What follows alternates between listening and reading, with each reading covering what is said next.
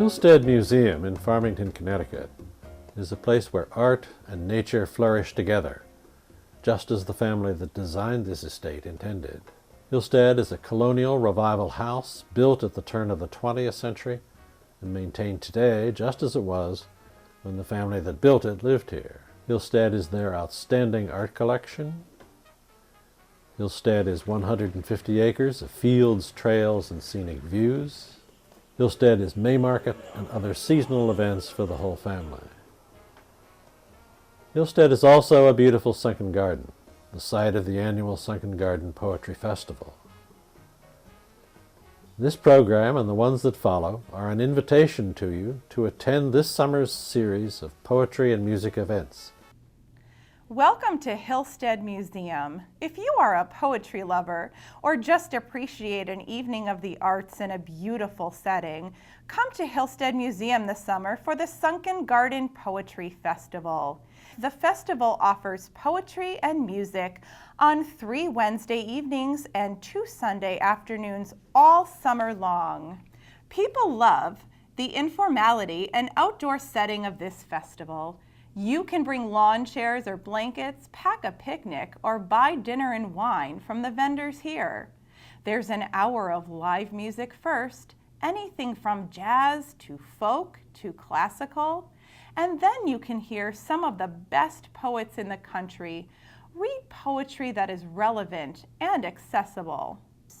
One of the country's leading poetry events, the festival introduces audience to U.S. and state poets laureate, Pulitzer Prize winners, and other major American poets in the intimate, informal setting of this historic garden.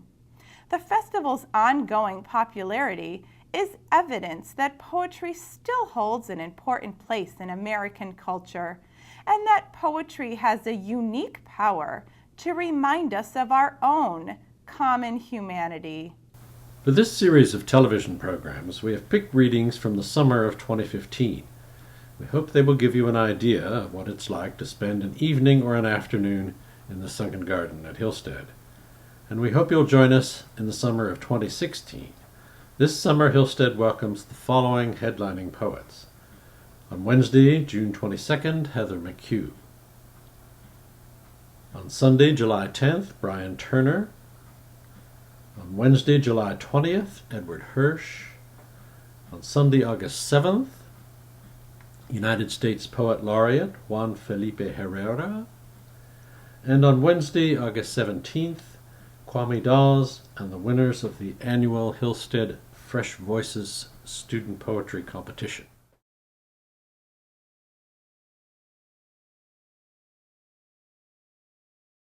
I'm going to sort of start with some poems that have that kind of draw their themes, their initial themes from India.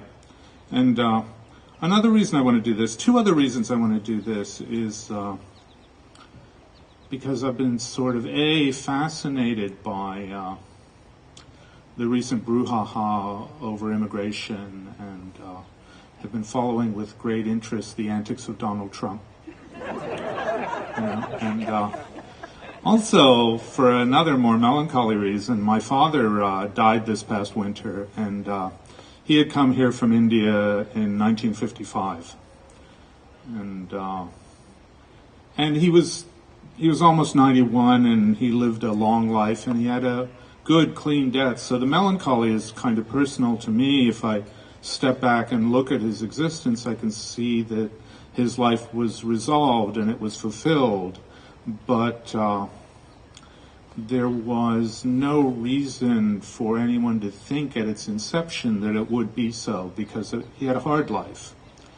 And while it's gratifying to me as his son to recognize that it was eventually fulfilled, I have to say that I'm also struck, as I suppose every child is, and we're all the children of parents, by the mystery of our parents' lives. And and I've been thinking a lot about the mystery of his life, so I want to kind of address that by reading some poems, or a couple of poems and one piece of prose from The Long Meadow, which is sort of imbued with his presence. And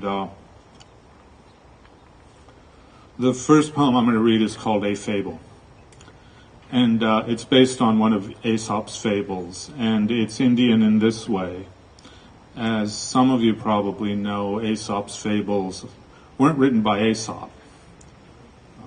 Aesop is a mythical character. They come from old Indian animal and teaching tales that were collected in a collection called the Panchtantra. And the Panchtantra was translated into Arabic in a collection called the Khalila wa Dimna. And that book made its way to Constantinople, where it was translated into Greek, which is why we know Aesop as a Greek. But in fact, Aesop, if there was an Aesop, was an Indian. And this poem is based on one of his fables, which some of you will recognize. A Fable. And I should say that this is kind of the first poem I ever wrote that was inspired by my father, and he is both the father and the son in this poem. A Fable. The boy and the father walked beside the donkey. The road was gray and dust rose to its vanishing point. Gray dust choked the leaves of the few asthmatic cottonwoods along the dry creek beds. The sky was hot to the touch. Why not ride the donkey as it's so hot? Passers-by on the road suggested. The boy and the father whispered to each other. They were more like brothers than they were like son and father. The father got up on the donkey. Other passers-by, or maybe the same ones doubling back. The only leisure time activity in that part of the world involved walking up and down the dusty road, said, "Selfish, selfish old man, think of your boy whose legs can't bear the insult of this road, let alone the heats." They went on a ways the way they were, because they didn't want what scrutinized them with such detachment to think they were slaves to public opinion. Then they traded places. A mile later, an old woman on a porch, rocking and shading her eyes from a sun that seemed not to dwindle but instead hammered the sky to a thinness irreconcilable with the laws of nature, shouted out, "Worthless, letting your old father walk." So the father climbed up behind the boy, and they both rode the donkey. This incited an animal lover, wearing a hat like the ones you see in the woodblock prints of the Japanese, to screaming flights of invective for burdening the donkey with two bodies. So, abashed, they got down, and they carried the donkey. The donkey howled and evacuated in terror, but they carried him anyway, over the undulating road and across the boulder-studded arroyos. They came to a town and lived there for a while, and then moved to a larger town, and then to the fabled city, suspended on a plain between two mountain ranges. They lived in a room in a house in a suburb known for its featurelessness, the two of them with the donkey. The father couldn't work anymore. The business with the donkey had broken him forever. So the son went out alone in the world. He was the one who buried the donkey in the dead of night, when no one was looking. Later he buried his father too, but this time in daylight in a decent graveyard. He didn't care about his place in the world, but he married a woman who did and had children and prospered, in a manner of speaking. The tally of the generations begins with him and extends down the centuries and across the hemispheres and numbers CPAs and bookies, coopers and wheelwrights, neurologists, embezzlers, claims adjusters, and linemen for the county. And, though diverse and ignorant of one another, though pressed like grapes through the bewildering human genotypes, each of them has this one thing in common. Each knows, obscurely, unconsciously, without knowing how he knows, that only the complicated, ambiguous victories are worth having, those that take place under the sun, above the boulder-studded arroyo, with the dust grayer than bone rising on the road. I'm going to continue a little bit with the immigration theme. I think it was in 2009 in, the state of Arizona, which is, the locus of so much of the controversy over the last week, that a law was passed that stated that if you looked like you were undocumented, the constabulary of the state could pull you over and ask you for papers.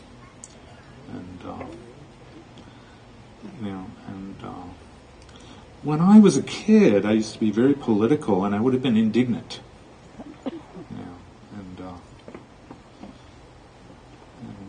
Not just because of its effect on me, but because it was an affront to the Constitution and to Anglo-Saxon jurisprudence going all the way back to the Magna Carta, right? When I read this story in the Times in 2009, I thought, wow, that's a great idea for a poem. It shows how far I've fallen, what poetry does to you, Scare your children away from this, dark art.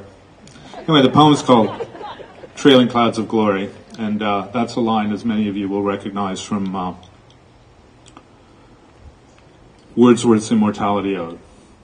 And the couplet goes, trailing clouds of glory did we come from God who is our home. And if you remember that great ode, it's really about the migration of the soul into the body and the subsequent imprisonment of the soul in materiality, and the loss of the memory of the infinite place from which the soul came. And it's kind of, I thought it would be a good frame for this poem. Trailing Clouds of Glory. Even though I'm an immigrant, the angel with the flaming sword seems fine with me. He unhooks the velvet rope. He ushers me into the club. Some activity in the mosh pit, a banquet here, a panhandler there, a gray curtain drawn down over the infinitely curving lunette. Jupiter in its crescent phase, huge, a vista of a waterfall with a rainbow in the spray, a few desultory orgies, a billboard of the snub-nosed electric car of the future. The inside is exactly the same as the outside, down to the MC and the yellow spats. So why the angel with the flaming sword, bringing in the sheep and waving away the goats? And the men with the binoculars, elbows resting on the roll bars of jeeps, peering into the desert. There is a border, but it is not fixed. It wavers, it shimmies, it rises and plunges into the unimaginable seventh dimension before erupting in a field of Dakota corn. On the F train to Manhattan yesterday, I sat across from a family threesome, Guatemalan by the look of them, delicate and archaic and Mayan, and obviously undocumented to the bone. They didn't seem anxious. The mother was laughing and squabbling with the daughter over a knockoff smartphone on which they were playing a video game together. The boy, maybe 3, disdained their ruckus.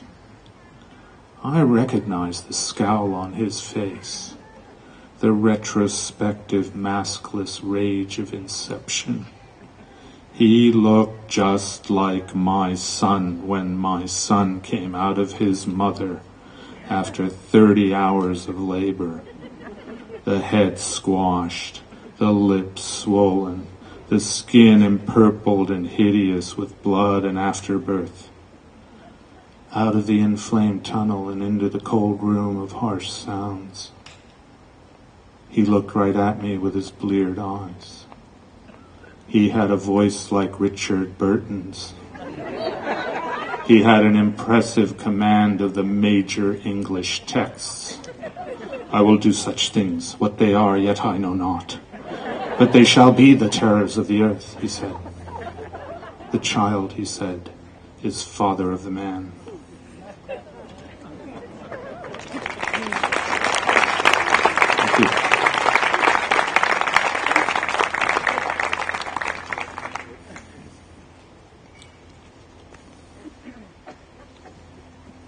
There's going to be some really dark poems, but I can't do it in this garden. I would have thanked the audience too, but I have the suspicion you only came out to sit in this wonderful garden, kind of like flowers staring at me.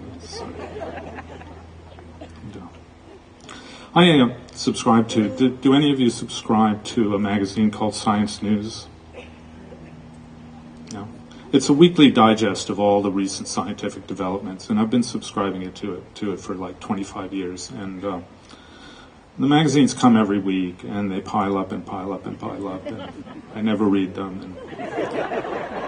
And my wife says, Vijay, what are you going to do with all these magazines? And then a month later, she says, Vijay, there are more and more piles. We live in a 2-bedroom apartment in Brooklyn, so this is really an issue. Space it's a constant struggle for space with our books and our magazines. In fact, they're our enemies. And then she gets really mad and she threatens to recycle them the next day. So I spend a day just going through the whole pile and reading every article I can. And I've been subscribing to this magazine for this long because I always think I'm going to get an idea for a poem from it. You can tell I'm always looking for ideas for poems. And I have never once gotten an idea for a poem from this magazine, except this one time. And I discovered a fact in this magazine that so astonished at me that, I swore I had to write a poem built around it. And you'll recognize the fact when you come to it. And the poem is called Guide for the Perplexed. The bedroom slippers, silk linings. The dressing gown of brocade stitched with the zodiac. The pajamas underneath also made out of silk, for which how many individuals of the species be more I, having munched the succulent pale green mulberry leaves, and insinuated a sack wherein to magnify themselves, were steamed to death from the inside out. The delicate fibers are intact. He feels their ripeness on his skin. He listens deeply into the night, which listens back. The birch log pops in the fireplace. The fetishes brood on the mantelpiece. The ice melts in the gin. And yellower and deeper than dandelion yellow, yellower and stronger than Moroccan yellow, the color almost of a yellow marigold is the yellow silk kimono she wears to greet the floating world. Moths on the wing clutter the starlight. Ghosts of dead moths are on the window pane and knee-deep in the ballroom, in social clubs and places of worship. They are proof, if anyone still needs proof, that awesome are the powers of humankind, who have taken this self-same moth and endowed it with a gene from the jellyfish so as to produce fluorescent silk. And all in the interests of beauty. I shall spare you, by the way, my exhaustive researches into the history of the Silk Road.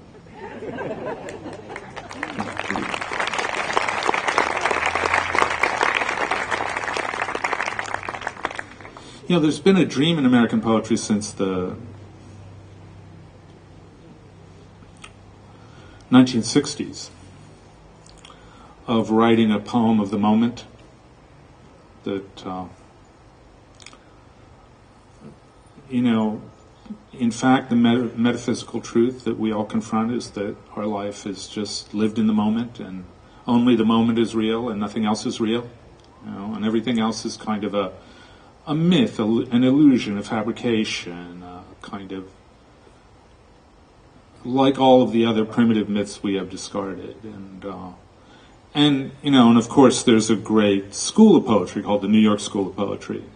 Frank O'Hara was its primary ideologue that really sort of seized on this idea, and one of Frank O'Hara's famous volumes is called Lunch Poems, of course. And, he worked at the Museum of Modern Art, and he would go out to lunch and come back to his office and write a poem about the person he had lunch with, and that was his poem of the moment. And, I decided one day to get up and write a poem of the moment. And because I'd always admired the idea, even though, I'd never had that much of an interest in the documentary poem, I decided, well, I'll try to write a documentary poem of this moment, and it's called This Morning. First, I had 3 apocalyptic visions, each more terrible than the last. The graves open and the sea rises to kill us all. Then the doorbell rang, and I went downstairs and signed for 2 packages. One just an envelope, but the other long and bulky, difficult to manage. Both for my neighbor Gus. "You're never not at home," the FedEx guy said appreciatively. It's true. I don't shave or even wash. I keep the air conditioners roaring. Though it's summer, one of the beautiful red and conifer green Bayside fuel oil trucks that bed down in the depot by the canal was refreshing the subsurface tanks with black drafts wrung from the rock, blood of the rock, sucked up from the crevices. The driver looked unconcerned. Leaning slightly on each other, Frank and Louise stepped over his hose and walked by slowly, on the way to their cardiologist. Yeah. Actually, I should confess that I got up that morning and tried to write that poem and couldn't come up with a thing, and I think I crawled back into bed. And I don't know what moment that refers to, but it was never a moment I actually lived. Which is true of Frank O'Hara, too. Didn't mean to out him like that, but... Anyway, okay. This poem is called Thought Problem. How strange would it be if you met yourself on the street? How strange if you liked yourself, took yourself in your arms, married your own self, propagated by techniques known only to you, and then populated the world. Replicas of you are everywhere. Some are Arabs, some are Jews, some live in yurts. It is an abomination, but better that your sweet and scrupulously neat self emerges at many points on the earth to watch the horn moon rise, than all those dolts out there, turning into pillars of salt wherever we look. If we have to have people, let them be you.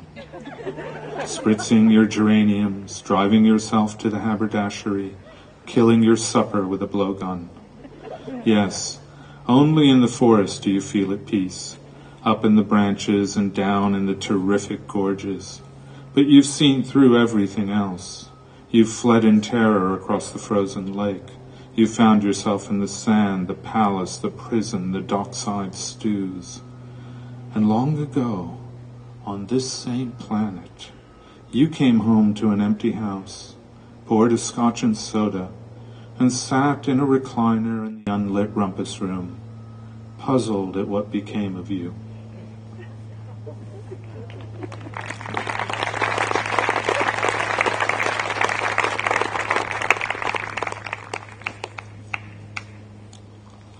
This one's called Bright Copper Kettles. Do you all know where that title comes from? Yes. No? Raindrops on roses and whiskers on kittens, bright copper kettles and warm woolen mittens. Don't sing anymore. You'll ruin the poem. Bright copper kettles. Dead friends coming back to life. Dead family. Speaking languages, living and dead. Their minds retentive, their 5 senses intact, their footprints like a butterfly's, mercy shining from their comprehensive faces. This is one of my favorite things. I like it so much I sleep all the time. Moon by day and sun by night find me dispersed deep in the dreams where they appear. In fields of goldenrod, in the city of 5 pyramids, before the empress with the melting face, under the towering plane tree. They just show up. It's all right, they seem to say. It always was. They are diffident and polite. Who knew the dead were so polite? They don't want to scare me. Their heads don't spin like weather vanes. They don't want to steal my body and possess the earth and wreak vengeance. They're dead, you understand. They don't exist. And, besides, why would they care? They're subatomic, horizontal. Think about it. One of them shyly offers me a pencil. The eyelids under the eyelids start faster and faster. Through the intercom of the house where for so long there was no music, the Right Reverend Al Green is singing, I could never see tomorrow. I was never told about the sorrow.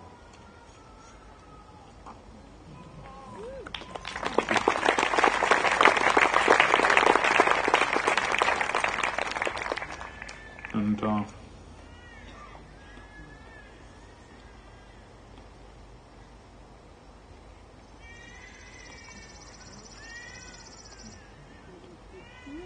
I think I'll read 3 more poems, all fairly short. This one is called Memoir, and it was born out of my frustrations at my inability to write a memoir. And, so I wrote a poem called Memoir. It's a way of taking my taking revenge on the form. Memoir. Orwell says somewhere that no one ever writes the real story of their life. The real story of a life is the story of its humiliations. If I wrote that story now, radioactive to the end of time, people, I swear your eyes would fall out. You couldn't peel the gloves fast enough from your hands scorched by the firestorms of that shame. Your poor hands, your poor eyes, to see me weeping in my room or boring the tall blonde to death. Once I accused the innocent. Once I bowed and prayed to the guilty. I still wince at what I once said to the devastated widow. And one October afternoon, under a locust tree whose blackened pods were falling and making illuminating patterns on the pathway, I was seized by joy, and someone saw me there, and that was the worst of all, lacerating and unforgettable.